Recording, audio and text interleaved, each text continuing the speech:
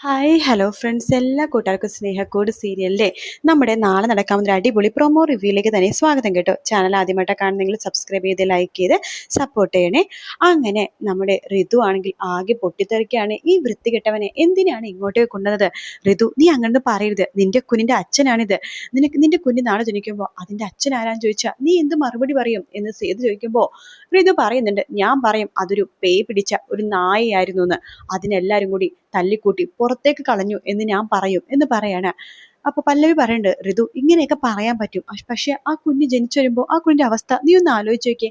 നീ എല്ലാ സൗഭാഗ്യങ്ങളിൽ നിന്നിട്ടാണ് നീ വളർന്ന് വലുതായത്. അതുകൊണ്ട് നിനക്ക് അതിന്റെ കുറവും കാര്യങ്ങളൊന്നും പറഞ്ഞാൽ മനസ്സിലാവില്ല. എന്തായാലും ഇന്ദ്രനെ നന്നാക്കാൻ പറ്റുമെന്ന് ഞങ്ങളൊന്ന് ശ്രമിക്കട്ടെ. എന്തായാലും ഇവൻ ഇവിടെ നിൽക്കുകയാണെങ്കിൽ ഞാൻ ഇവിടെ നിന്ന് പോകും എന്ന് ഋതു പറയാണ്. സേതു പറയണ്ട, മോളെ ഞാൻ പറയണ നീ ഒന്ന് കേൾക്കതേ. ഇവനെ ഞാൻ നല്ല ഒരാളാക്കി മാറ്റും. ഇത് ഞാൻ നിനക്ക് സേതുവേട്ടൻ തരുന്ന വാക്കാണ്. നിനക്ക് നല്ലൊരു ഭർത്താവും നിന്റെ കുഞ്ഞിന്റെ നല്ലൊരു അച്ഛനും ആയിരിക്കും ഇനി മുതൽ ഇന്ദ്രൻ എന്ന് പറയുമ്പോൾ സേതുവേട്ടന് വേറെ പണിയൊന്നുമില്ലേ? ഇയാളെ ഏറ്റവും കൂടുതൽ ദ്രോഹിച്ചേക്കുന്നത് സേതുവേട്ടനെയാണ്. അത് സേതുവേട്ടനെ അറിയാലോ. പിന്നെ എങ്ങനെയാ സേതുവേട്ടനെ ഇയാളോട് ക്ഷമിക്കാൻ പറ്റുന്നത്? അതോ മോളുടെ ഭർത്താവായോണ്ട് മാത്രം? എനിക്ക് ഇങ്ങനത്തെ ഒരു ഭർത്താവിനെ വേണ്ടത് ഞാൻ പറഞ്ഞില്ലേ എന്നൊക്കെ ഋതു പറയുമ്പോഴേക്കും സേതു പറയണ്ട, മോളൊന്ന് ക്ഷമിക്കേ, എല്ലാം റെഡിയാക്കാം. എടാ ഇന്ദ്ര, നീ ഒന്ന് പോയി കുളിച്ച് ഫ്രഷ് ആയിട്ട് വാ, എനിക്ക് കുളിക്കണ്ട, ഒന്ന് ഉറങ്ങിയാൽ മതി എന്ന് പറഞ്ഞിട്ട് ഇന്ദ്രൻ ആ ബെഡിൽ കിടന്ന് ഉറങ്ങുവാട്ടോ. ആ സമയത്ത് ഋതു പറഞ്ഞിട്ട്, പക്ഷെ എന്തൊരു കഷ്ടമായത്, ഞാനൊന്ന് കിടക്കാൻ വേണ്ടി ബെഡ് ശരിയാക്കി ഇട്ടുമായിരുന്നു. അപ്പോഴേക്കും വന്നു അയാൾ കിടക്കാനായിട്ട്. എന്തായാലും എനിക്കിനി ഇവിടെ കിടക്കണ്ട എന്ന് പറഞ്ഞിട്ട് പുതപ്പും തലവണ എടുത്തിട്ട് ഋതു അപ്പുറത്തേക്ക് പോവാണ്. പല്ലവി തൊട്ടു പിന്നാലെ പോകുന്നുണ്ട്. ഋതു, നീ എന്താ ചെയ്യുന്നത്? പിന്നെ അയാളുടെ കൂടെ ആ റൂമിൽ കിടക്കണമെന്നാണോ നീ പറയണത്? അതെ, നിന്റെ ഭർത്താവല്ലേ, എനിക്ക് പറ്റില്ല, ഞാനിവിടെ സോഫയിൽ കിടന്നോളാം. എടി, നീ ഇപ്പൊ ഗർഭിണിയാണ്, ഇങ്ങനെ കിടന്നാൽ ഒന്നും ശരിയാവില്ല. അത്രക്ക് വാശിയാണെങ്കിൽ നീ എൻ്റെ കൂടെ കിടന്നോ എന്ന് പറയാണ് പല്ലവി. എനിക്ക് നിന്നോട് മാത്രമായിട്ട് ഒരു കാര്യം പറയാനുണ്ട്. എന്താ ഋതു, നീ എന്ത് വേണമെങ്കിലും എന്നോട് പറഞ്ഞോ എന്ന് പല്ലവി പറയുമ്പോഴേക്കും ഋതു പറയുന്നുണ്ട്, അത് സേതുവേട്ടൻ ഇപ്പൊ പറയുന്നുണ്ടല്ലോ എന്റെ കുഞ്ഞിനെ വേണ്ടിയിട്ടാണ് ഇന്ദ്രനെ കൊണ്ടുവന്നതെന്ന്. അതെ, ഞങ്ങൾ അങ്ങനെ തന്നെ വിചാരിച്ചിട്ടാണ് ഇന്ദ്രനെ കൊണ്ടുവന്നത്. എനിക്ക് മനസ്സിലായി, എല്ലാവരും എന്റെ കുഞ്ഞിൽ ഒരുപാട് പ്രതീക്ഷയും ഒരുപാട് താല്പര്യവും ഒരുപാട് കെയറിങ് ഒക്കെ ചെയ്യുന്നുണ്ട്. പക്ഷെ അതൊന്നും വേണ്ടെന്നേ ഞാൻ പറയുള്ളൂ.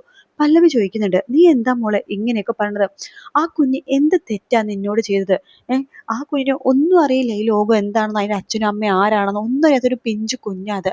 ആ കുഞ്ഞിനെ വളർത്തി വലുതാക്കേണ്ടത് നമ്മളെല്ലാവരും ആണ്. അതിന് നീ എന്തിനാ ഇങ്ങനെയൊക്കെ പറയണത്?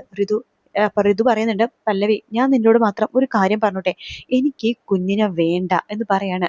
ഋതു, നീ ഇതൊന്നും ശരിയാവില്ല, നീ എന്തൊക്കെയാ പറഞ്ഞത്? നോക്ക്, ഇതൊന്നും ശരിയാവുന്ന കാര്യമില്ല. നിനക്ക് പറ്റോ ഒരു ആളെ കൊല്ലാനായിട്ട്? നമ്മുടെ കുഞ്ഞെന്ന് പറയുന്നത് ഒരു ജന്മമാണ്. അതൊരു ദൈവം തന്നൊരു ഒരു ഒരു വരദാനമായിട്ടാണ് നീ കാണേണ്ടത്. അങ്ങനത്തെ ഒരു ജന്മം വയറ്റിൽ ഉടലെടുക്കാൻ വേണ്ടി എത്രയോ പെണ്ണുങ്ങൾ ഹോസ്പിറ്റലിലും അമ്പലങ്ങളും പള്ളികളിലായിട്ട് കയറി ഇറങ്ങി വർഷങ്ങളോടെ നടക്കണം. ആ സമയത്താണ് നിനക്ക് ആരോഗ്യമുള്ളൊരു കുഞ്ഞിനെ ദൈവം തന്നത്. അപ്പോൾ നിനക്ക് അതിന് വിലയില്ലല്ലേ? ഇല്ലെങ്കിലും ഇങ്ങനെ തന്നെയാണ്, വിലയുള്ളവർക്കൊന്നും ദൈവം കൊടുക്കില്ല, വിലയില്ലാത്തവർക്കേ ദൈവം ഇതുപോലെ കനിഞ്ഞ് അപേക്ഷിക്കുകയുള്ളൂ. ഈ കുഞ്ഞ് നാളെ നീ പ്രസവിക്കുമ്പോൾ ആ കുഞ്ഞിന്റെ മുഖം കണ്ടാൽ നിന്റെ ഈ തീരുമാനമൊക്കെ മാറും.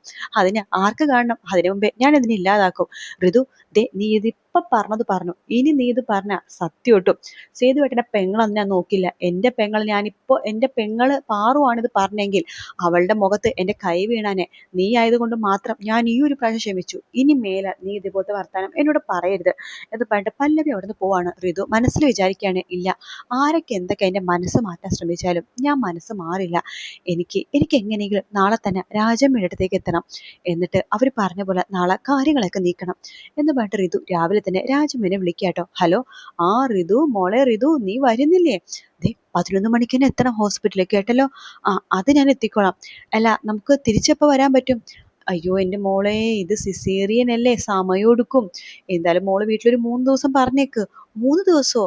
ഒരു 2 ദിവസത്തിൽ ശരിയാക്കാൻ പറ്റില്ലേ? എൻ്റെ മോൾ, ഇതൊക്കെ നമുക്ക് പറയാൻ പറ്റുന്ന കാര്യമാണോ? എന്തായാലും 3 ദിവസം പറഞ്ഞേക്ക്. ശരി, ഞാൻ 11 മണിക്ക് എന്തായാലും എത്താം. വേറെ കുഴപ്പമൊന്നുമില്ലല്ലേ എന്ന് ഋതു ചോദിക്കുമ്പോൾ ഒരു കുഴപ്പമില്ല എന്ന് പറയാണ്. അങ്ങനെ ഋതു ഫോൺ വെക്കാണ്. ആ രാജമ്മ എന്ന പുള്ളിക്കാരത്തി ഏതോ 2-3 ഗുണ്ടകളെ വിളിക്കാട്ടോ. എന്നിട്ട് പറയുന്നുണ്ട്, ഒരു പുതിയ ഗർഭിണിനെ കിട്ടിയിട്ടുണ്ട്. ഒരു 3-4 മാസം കഴിഞ്ഞാൽ നല്ല ആരോഗ്യമുള്ള കുഞ്ഞ് കിട്ടും. അത് കഴിഞ്ഞിട്ട് ആ ഗർഭിണിനെ തട്ടിക്കളയാനും കുഴപ്പമില്ല. കുഞ്ഞിനെയാണല്ലോ നമുക്ക് ആവശ്യം. നമ്മൾ ഇങ്ങനെയാണല്ലോ ചെയ്യണത്. കുഞ്ഞിനെ വേണ്ടാത്തവരുടെ കുഞ്ഞിനെടുത്തിട്ട് തള്ളമാരെ തട്ടിക്കളയും. അതാണല്ലോ നമ്മുടെ പണി. എന്തായാലും നാളെ 11 മണിക്ക് അവരിങ്ങ് ഹോസ്പിറ്റൽ ഹോസ്പിറ്റലിൽ എത്തും എന്നൊക്കെ പറഞ്ഞ് രാജമ്മ ഫോൺ കട്ട് ചെയ്യാട്ടോ. അതിനുശേഷം ഋതു ഇങ്ങനെ ആലോചിക്കുകയാണ്, എന്ത് പറഞ്ഞ് ഇവിടുന്ന് മുങ്ങും. ഓ, സേതുവേട്ടനെ പല്ലവിയുടെ മുങ്ങാൻ ഭയങ്കര പണിയാണ്.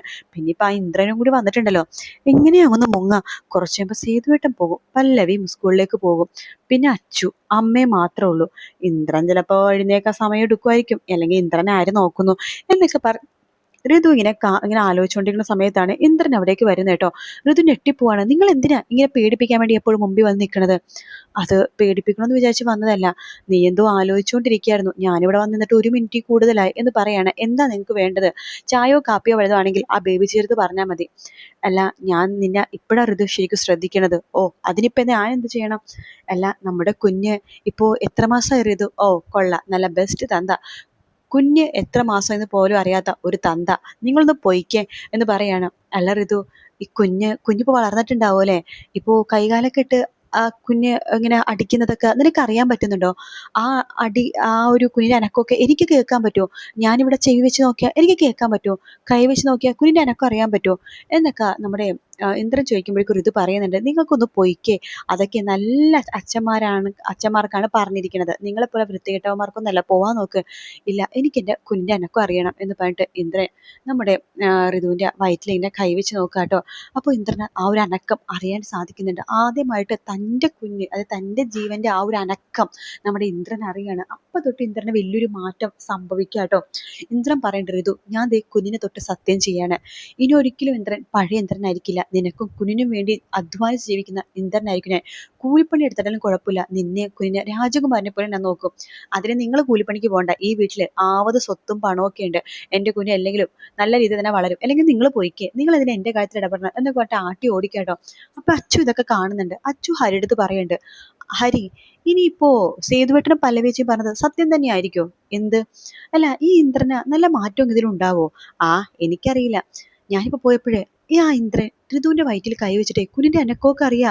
എന്നിട്ട് ഋതുവിനെ വാക്ക് കൊടുക്കുക, എന്താണ്, കുഞ്ഞിനെ നല്ലൊരു അച്ഛനായിരിക്കും, ഋതുവിനെ നല്ലൊരു ഭർത്താവായിരിക്കും എന്നൊക്കെ പറഞ്ഞിട്ട്. അപ്പോൾ ഹരി പറയുന്നുണ്ട്, ഇന്ദ്രനെ ആളൊരു വൃത്തികെട്ടവനാണെന്നുണ്ടെങ്കിലും സേതുവേട്ടനും പല്ലവി ചേച്ചിയും അങ്ങനെ ഒരാൾ ഇവിടെ കൊണ്ടുവരണമെന്നുണ്ടെങ്കിൽ അതിന്റെ പിന്നിൽ തക്കതായ ഉദ്ദേശമുണ്ട്. അവനെ നേരെയാക്കാൻ പറ്റുന്ന ഉറപ്പുള്ളതുകൊണ്ടായിരിക്കുമല്ലോ അവർ കൊണ്ടുവന്നത്. എന്തായാലും നമ്മളായിട്ട് ഇനി തിരിച്ചൊരു മറുപടിയും പറയണ്ട. എന്തായാലും നമുക്ക് നോക്കാം, അഥവാ ഇന്ദ്രൻ നന്നാവുകയാണെങ്കിൽ നല്ലതല്ലേ. ഋതുവിന് അതൊരു താങ്ങും തണലാവും. കുഞ്ഞിനെ വലുതാവും തോറും അതിന്റെ അച്ഛനാവും ചെയ്യും. മാത്രമല്ല കുഞ്ഞും നല്ല രീതിയിൽ വളരും. ഇന്ദ്രന്റെ സ്വഭാവത്തിൽ ചിലപ്പോൾ മാറ്റം ഉണ്ടാവും കുഞ്ഞ് ജനിക്കുമ്പോൾ. എന്തായാലും നമുക്ക് നോക്കാം എന്നൊക്കെ ഹരിയും പറയുന്നുണ്ട്. ശേഷം സേതു വരുന്നുണ്ട്. സേതു എന്നിട്ട് ഇന്ദ്രനോട് ഇങ്ങനെ നടക്കാൻ വേണ്ടിയിട്ടൊക്കെ വിളിക്കുന്നുണ്ട്. അവർ നടക്കാനൊക്കെ പോകുന്നുണ്ട്. പക്ഷെ ഋതു അവിടുന്ന് രക്ഷപ്പെടാൻ വേണ്ടിയുള്ള പരിപാടിയാണ് ചെയ്തുകൊണ്ടിരിക്കുന്നത്. 11 മണിക്ക് ഹോസ്പിറ്റലിൽ എത്തണമല്ലോ. പക്ഷേ ഇന്ദ്രൻ ഉള്ളിടത്തോളം കാലം ഋതുവിന് ഒന്നും ചെയ്യാൻ സാധിക്കില്ല. കാത്തിരുന്ന് തന്നെ കാണാം ഫ്രണ്ട്സ്. വീഡിയോ ഇഷ്ടപ്പെടുകയാണെന്നുണ്ടെങ്കിൽ ലൈക്ക് ചെയ്യാനും അതുപോലെ തന്നെ സബ്സ്ക്രൈബ് ചെയ്യാനും കമന്റ് ചെയ്യാനും മറക്കല്ലേ. മറ്റൊരു വീഡിയോ ആയിട്ട് വീണ്ടും കാണാം. Take care, bye bye.